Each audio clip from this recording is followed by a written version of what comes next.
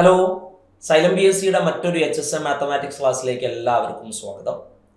നമ്മൾ ഇന്ന് ഡിസ്കസ് ചെയ്യുന്നത് HSM മാത്തമാറ്റിക്സിൻ്റെ 6ാമത്തെ മൊഡ്യൂളിൽ ഉണ്ടായിരുന്ന സ്റ്റാറ്റിസ്റ്റിക്സുമായി ബന്ധപ്പെട്ടിട്ടുള്ള കുറച്ച് ചോദ്യങ്ങളാണ്. അപ്പം നിങ്ങൾക്കറിയാം, നമുക്ക് ടോട്ടൽ 8 മൊഡ്യൂളാണ് HSM മാത്തമാറ്റിക്സിന് പഠിക്കാനുള്ളത്.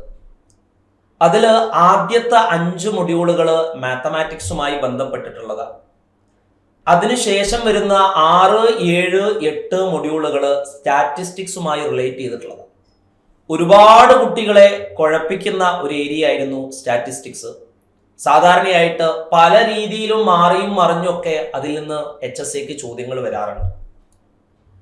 പണ്ട് മുതൽ കണ്ടുപിടിച്ചിട്ടുണ്ടായിരുന്നത് ആദ്യത്തെ ഒരു 60 ക്വസ്റ്റ്യൻസ് അല്ലെങ്കിൽ 70 മുതൽ 100 വരെയുള്ള ചോദ്യങ്ങളായിരുന്നു സ്റ്റാറ്റിയിലേക്ക് കണ്ടിട്ടുണ്ടായിരുന്നത്. ടോട്ടൽ 100 ചോദ്യങ്ങളാണ് നമുക്ക് ഉണ്ടാവുക. അതിൽ 71ാമത്തെ ചോദ്യം മുതൽ 100ാമത്തെ ചോദ്യം വരെയായിരുന്നു സ്റ്റാറ്റിയിൽ ഉണ്ടായിരുന്നത്. പക്ഷേ ചില കൊല്ലങ്ങളിൽ അത് മാറിയും മറിഞ്ഞും വരാറുണ്ട്. 2022 HSCയുടെ എക്സാം നോക്കുകയാണെങ്കിൽ ആദ്യത്തെ 60 ചോദ്യങ്ങൾക്ക് ശേഷം തന്നെ സ്റ്റാറ്റിയുടെ ചോദ്യങ്ങൾ വന്നു. അതായത് 61ാമത്തെ ചോദ്യം മുതൽ 100ാമത്തെ ചോദ്യം വരെ ടോട്ടൽ 40 ചോദ്യങ്ങൾ എങ്ങാനും എന്തിലുമായി റിലേറ്റ് ചെയ്തിട്ട് വന്നിട്ടുണ്ടായിരുന്നു, സ്റ്റാറ്റിയുമായി റിലേറ്റ് ചെയ്ത് വന്നിട്ടുണ്ടായിരുന്നു.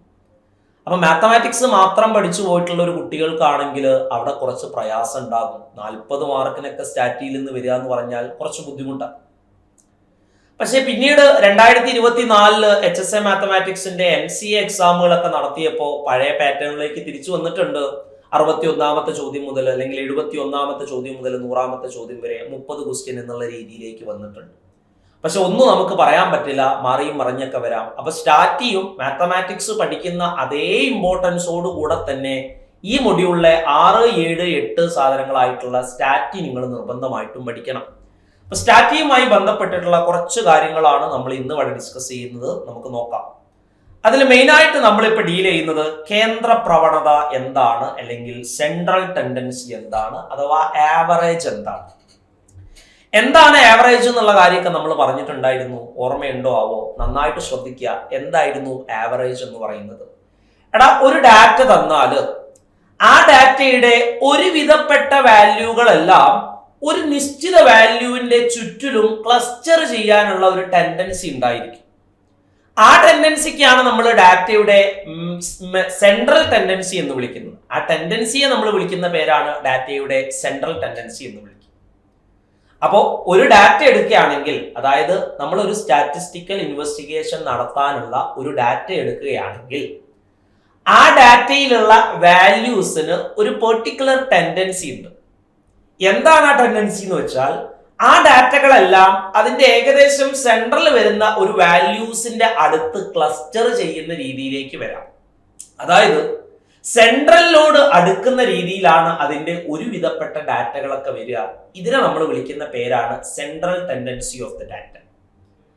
ആ ഏത് പോയിന്റിനോട് ക്ലസ്റ്റർ ചെയ്യാനുള്ള ടെൻഡൻസി ആണോ വരുന്നത്, ആ പോയിന്റിനെ നമ്മൾ വിളിക്കുന്ന പേരാണ് ആവറേജ് അല്ലെങ്കിൽ measure of central tendency.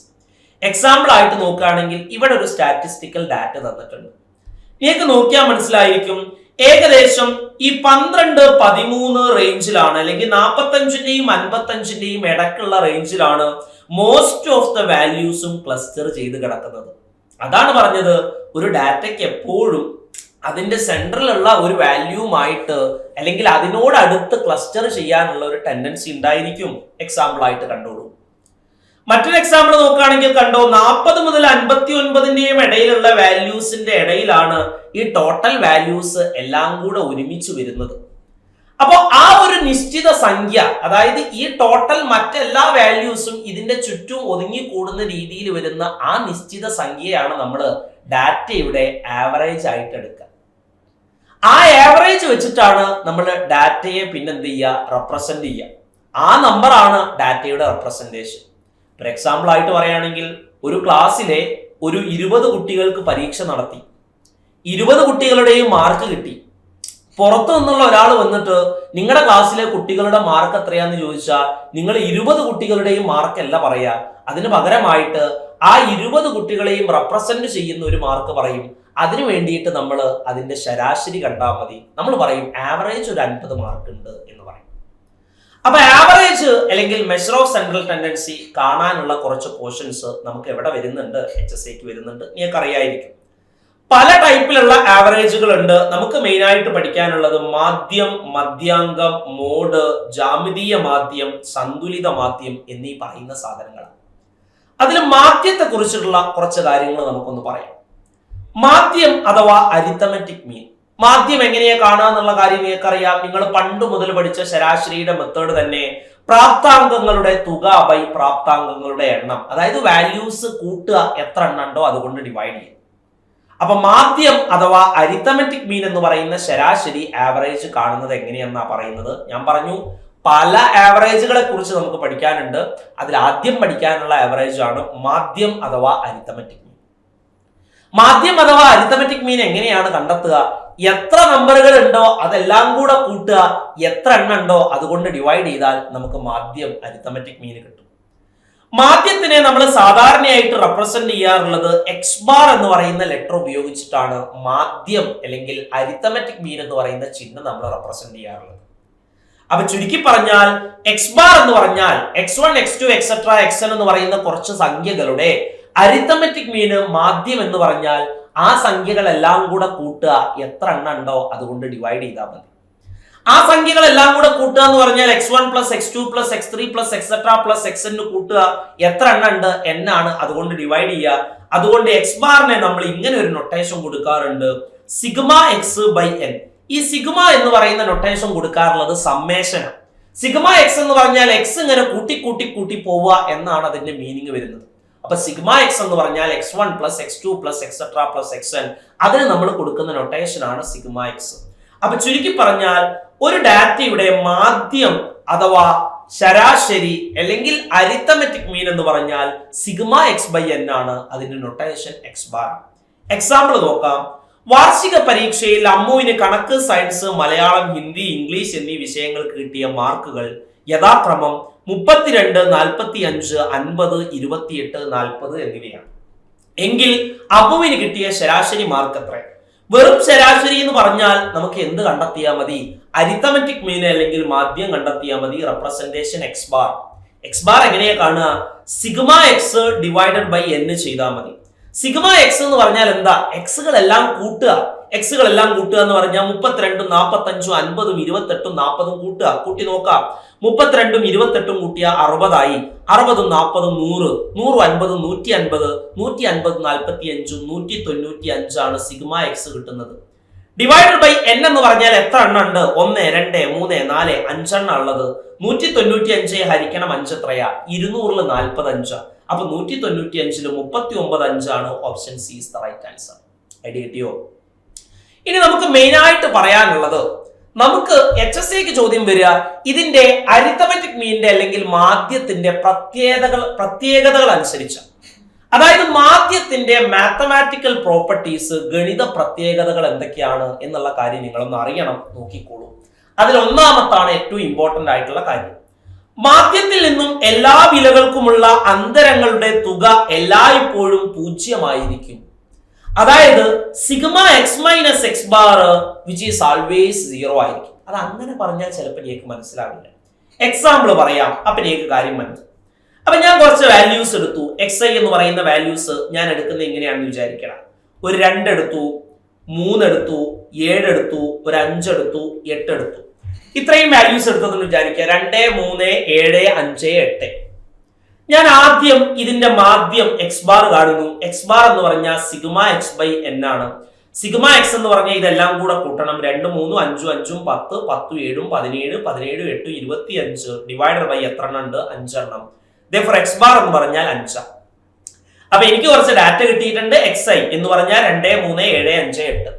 X bar എന്ന് പറഞ്ഞാൽ എത്രയാ? 5. ഇനി എന്താണ് ഒന്നാമത് പറഞ്ഞ മാധ്യത്തിന്റെ ഗണിത പ്രത്യേകത അല്ലെങ്കിൽ മാധ്യത്തിന്റെ ഒന്നാമത്തെ മാത്തമാറ്റിക്കൽ പ്രോപ്പർട്ടി എന്താ? Sigma X minus X bar ചെയ്താൽ എപ്പോഴും 0 കിട്ടുന്ന പറയുന്നത്. അപ്പൊ എന്താ sigma X minus X bar എന്ന് പറഞ്ഞാൽ? എടാ, ഇവിടെയുള്ള ഓരോ സംഖ്യയും എക്സ് ബാർ എന്ന് കുറയ്ക്കുക, അത് കൂട്ടിയാൽ നമുക്ക് കിട്ടുന്ന ഉത്തരം 0 എന്നാ പറയുന്നത്. ഓരോ സംഖ്യ എന്ന് പറഞ്ഞാൽ 2, 2 മൈനസ് എക്സ് ബാർ എത്രയാ? 5 പ്ലസ് അടുത്ത സംഖ്യ 3, 3 മൈനസ് എക്സ് ബാർ 5 പ്ലസ് അടുത്ത സംഖ്യ 7, 7 മൈനസ് 5. അടുത്ത സംഖ്യ 5, 5 മൈനസ് 5. അടുത്ത സംഖ്യ 8, 8 മൈനസ് 5. ഇത് കൂട്ടിയ 0 കിട്ടും എന്നാ പറയുന്നത് എപ്പോഴും. നോക്കാം. 2 minus 5 minus 3, 3 minus 5 minus 2, 7 minus 5 plus 2, 5 minus 5 0, 8 minus 5 3 plus 3 minus 3 പോയി മൈനസ് 2 2 പോയി, ഉത്തരം കണ്ടോ 0. ഇതാണ് ഒന്നാമത് പറഞ്ഞ പ്രോപ്പർട്ടി. ഐഡിയ കിട്ടിയോ? ഏകദേശം ധാരണ കിട്ടിയിട്ടുണ്ടല്ലോ. നന്നായിട്ട് നോക്കുക. കാണാൻ ബുദ്ധിമുട്ടുണ്ടായിരിക്കും, ഞാൻ കുറച്ച് മുകളിലേക്ക് വെക്കാം.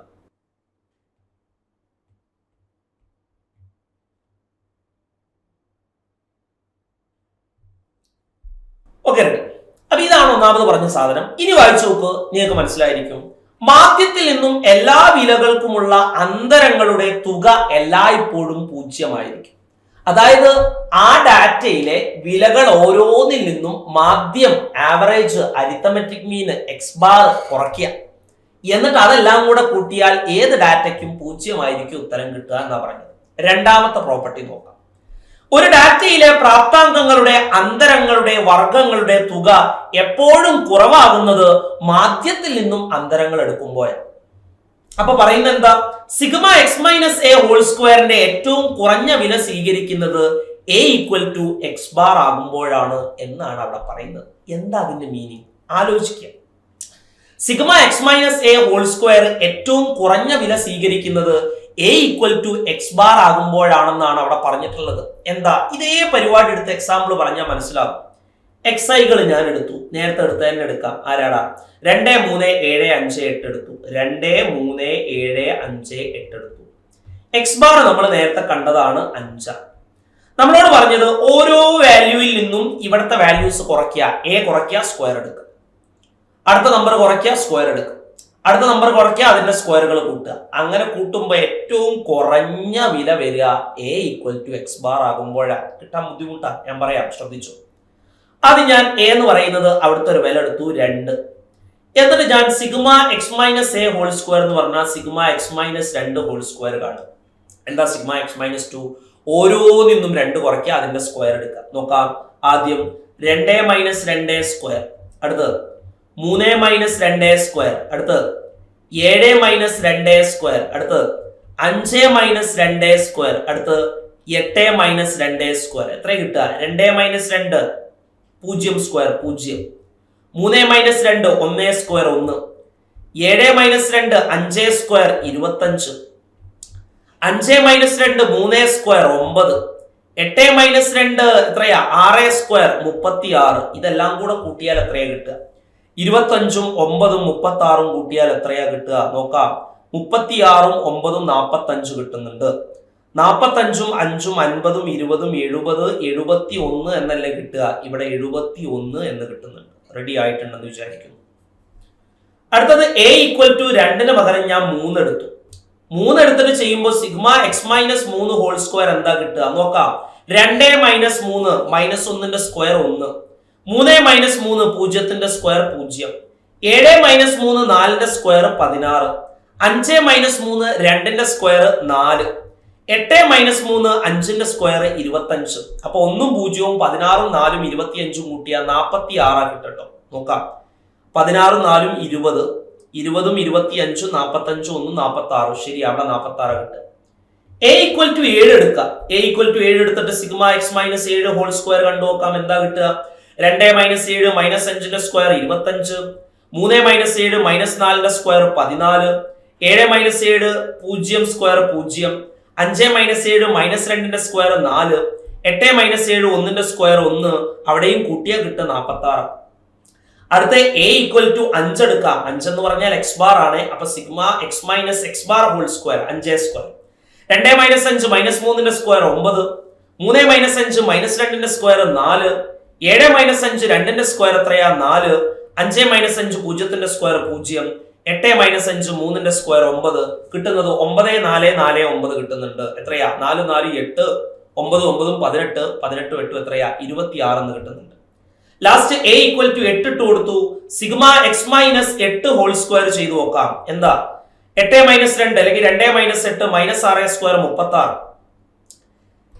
3 minus 8 minus 5 square 25, 7 minus 8 minus 1 square 1, 5 minus 8 minus 3 square 9, 8 minus 8 0. ഉത്തരം കിട്ടുക 71 എന്നാ കിട്ടുക. അപ്പൊ നോക്കടാ, sigma X minus A whole square ഏറ്റവും കുറഞ്ഞ സംഖ്യ കിട്ടുന്നത് A equal to ആരെടുക്കുമ്പോഴാ? X bar എടുക്കുമ്പോഴാ. അതാണ് അവിടെ പറഞ്ഞ കാര്യം. അത്ര അവിടെ പറഞ്ഞിട്ടുള്ളൂ. അതാണ് അവിടെ ഉദ്ദേശിച്ചിട്ടുള്ള കാര്യം. അടുത്തതിലേക്ക് പോകാം, ശ്രദ്ധിച്ചു. x1, x2, എക്സെട്ര xn എന്നിവയുടെ മാധ്യം എക്സ് ബാർ ആണെങ്കിൽ x1 plus or minus a, x2 plus or minus a, xn plus or minus a എന്നിവയുടെ മാധ്യം x bar plus or minus a ആയിരിക്കും. അതായത് എല്ലാ പ്രാപ്താംഗങ്ങളോടും കൂടി എ എന്ന വില കൂട്ടിയാൽ മാധ്യത്തിന്റെ വിലയും കൂട്ടും. അതായത് xi എന്ന് പറയുന്ന കുറച്ച് നമ്പേഴ്സിൽ എക്സ് ബാർ കിട്ടിയത് 10 ആണെന്ന് വിചാരിക്കാം. ഈ എല്ലാ xiകളുടെയും കൂടെ, അതായത് അതിലുള്ള എല്ലാ വിലകളുടെയും കൂടെ ഞാൻ 2 കൂട്ടിയാൽ എക്സ് ബാറും 2 കൂട്ടും. 10 പ്ലസ് 2 12 ആകും. എല്ലാ ഡാറ്റയുടെയും കൂടെ ഞാൻ 2 കുറച്ചാൽ എക്സ് ബാറും 2 കുറയും. 10 മൈനസ് 2 8 ആകും. അതായത് ഒരു ഡാറ്റയിലെ എല്ലാ വിലകളുടെയും കൂടെ 5 കൂട്ടിയാൽ അതിന്റെ മാധ്യവും 5 കൂട്ടും. എല്ലാത്തിന്റെയും കൂടെ 5 കുറച്ചാൽ മാധ്യവും 5 കുറയും. എല്ലാത്തിന്റെയും കൂടെ 5 ഗുണിച്ചാൽ മാധ്യവും 5 ഗുണിക്കപ്പെടും. അതാണ് അടുത്തത് പറയുന്നത്. എല്ലാത്തിന്റെയും കൂടെ മാധ്യം ഹരിച്ചാൽ, എല്ലാത്തിന്റെയും കൂടെ ഒരേ സംഖ്യ ഡിവൈഡ് ചെയ്താൽ മാധ്യവും എന്ത് ചെയ്യും? ഡിവൈഡ് ചെയ്യപ്പെടും. അതാണ് ടോട്ടൽ പറയുന്ന അവിടെ പ്രോപ്പർട്ടീസ്. ഇനി ചോദ്യങ്ങൾ എങ്ങനെ വരും നോക്കാം. എടാ, സ്റ്റാറ്റിയിൽ വരുന്ന ചോദ്യങ്ങൾ എങ്ങനെ വരും എന്നുള്ള ഒരു ഐഡിയ ആണ് നിങ്ങൾ മെയിൻ ആയിട്ട് ഉണ്ടാക്കേണ്ടത്. നോക്കാം. ഒരു കൂട്ടം പ്രാപ്താംഗങ്ങളുടെ അരിത്തമെറ്റിക് മീന്, അതായത് മാധ്യം 7 ആണ്. എല്ലാ വിലകളോടും 3 കൂട്ടിയാൽ കിട്ടുന്ന പുതിയ അരിത്തമെറ്റിക് മീൻ, നമ്മുടെ പ്രോപ്പർട്ടി പ്രകാരം എല്ലാ വിലകളോടും 3 കൂട്ടിയാൽ മാധ്യവും 3 കൂടും. 7 പ്ലസ് 3 10 ആകും. Option B is the right answer. അടുത്തത്, 10 സംഖ്യകളുടെ ശരാശരി 20 ആണ്. ഈ 10 സംഖ്യകളിലെ ഓരോ സംഖ്യയും 5 വീതം വർദ്ധിപ്പിച്ചാൽ പുതിയ ശരാശരി എന്താകും? ഓരോ വിലയും ഒരു പെർട്ടിക്കുലർ നമ്പർ കൂട്ടിയാൽ മാധ്യം അരിത്തമെറ്റിക് മീനും അത്ര കൂടും. അതായത് 20 ആണെങ്കിൽ എല്ലാത്തിന്റെയും കൂടെ 5 കൂട്ടിയാൽ 25 ആകും. ഇത് HSCയുടെ 2022 വന്ന ചോദ്യം, തൊട്ടു മുമ്പേ ഉള്ള പ്രീവിയസ് ഇയർ ക്വസ്റ്റ്യൻ. അടുത്ത ചോദ്യം, മാധ്യത്തിൽ നിന്നും എല്ലാ വിലകൾക്കുമുള്ള വ്യത്യാസങ്ങളുടെ തുക എല്ലായ്പ്പോഴും 0 ആയിരിക്കും. നമ്മളിപ്പോ പഠിച്ചതാ, sigma X minus X bar is always 0. Option B is the right answer. ഇത് HSCയുടെ കന്നഡ മീഡിയത്തിൽ ചോദിച്ച ചോദ്യമാണ്. ഞാനത് തർജ്ജമ ചെയ്തിട്ടില്ല, നിങ്ങളൊന്ന് വായിച്ചു നോക്കിയാൽ മതി. ഏത് എക്സ് എടുത്താലും sigma X minus X bar എത്രയാണെന്നാ ചോദിച്ചിട്ടുള്ളത്? 0. നമുക്കറിയാം, ഭാഷയൊന്നും അറിയണ്ട, ഉത്തരം കിട്ടി 0. Sigma X minus X bar 0. ഒരു ആവർത്തി പട്ടികയിൽ സിഗ്മ എക്സ് മൈനസ് 12 0 ആണെങ്കിൽ ആ ഡാറ്റയുടെ മാധ്യം എത്രയാണ്? നമ്മൾ പറഞ്ഞു, ഒരു ആവർത്തി പട്ടിക എടുക്കുകയാണെങ്കിൽ ആ ആവർത്തി പട്ടികയിൽ സിഗ്മ മൈനസ് എക്സ് അല്ലെങ്കിൽ sigma X minus X bar ആണ് 0 ആവുക എന്ന് പറഞ്ഞു.